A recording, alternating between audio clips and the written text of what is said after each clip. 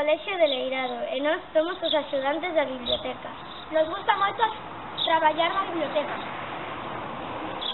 Se nos acompañades, veredes como traballamos. Venga, que nos agardan dentro.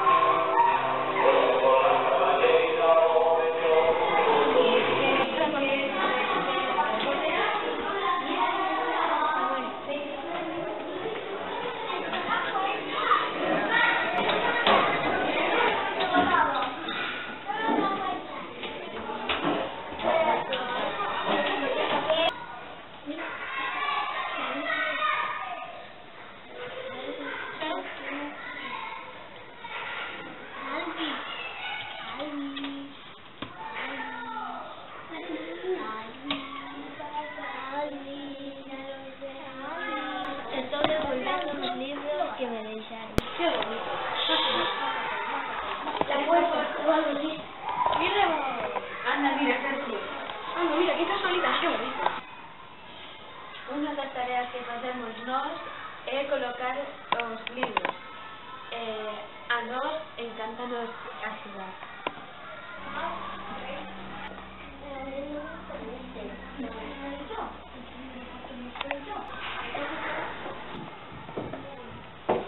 Os axudantes axudan, para non que axudan os que veñen á biblioteca. La biblioteca está moi ordenada. Os axudantes sempre axudan e nunca paran quietos e teñen todo ordenado. Son os mellores. Contan contos. Ponen películas e axudan os nenos. Ponen xogos.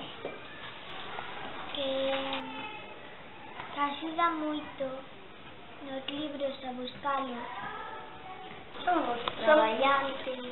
Son moitos traballadores e axudan moito na biblioteca. Ordenan os libros para que saibamos onde están cada uno. Son moi bons encantadores. No es vale. ¿Tu número? 245. No hace falta. No sé.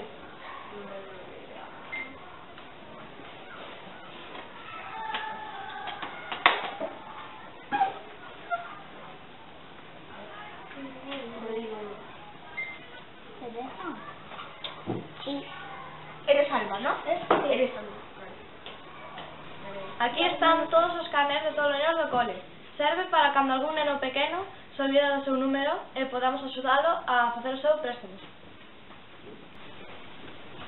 Despois dos recreos, pois, recollemos as cenas dos ordenadores para que este todo recollido e ordenado. ¿No? Cuando mal digo, porque si no... E ademais, non sei por que o deixan aquí todo a Información de matemáticas, natureza, arte, música, plástica, etc. Aos nenos gustalle moito a información. Por iso organizamos os libros e os orientamos para que sepan onde están cada un no seu momento.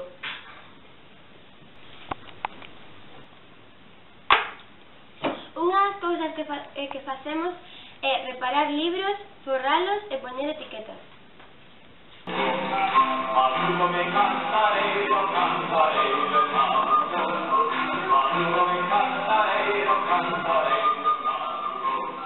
Moitos nenos e nenas queren levar películas e axudámoslle a escollelas.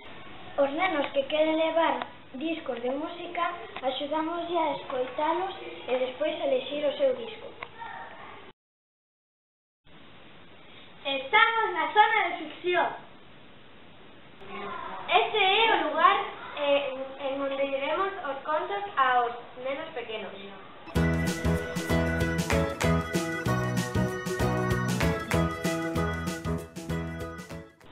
Este curso limos para todo o cole, no Día da Biblioteca, da Paz e das Letras Galegas.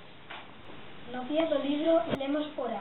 Cada un escolle a súa parella, os profesores escollen as nosas parellas para que leamos. Outras veces vamos a ler por as aulas dos pequenos. Por exemplo, este ano limos Don Quijote de la Mancha.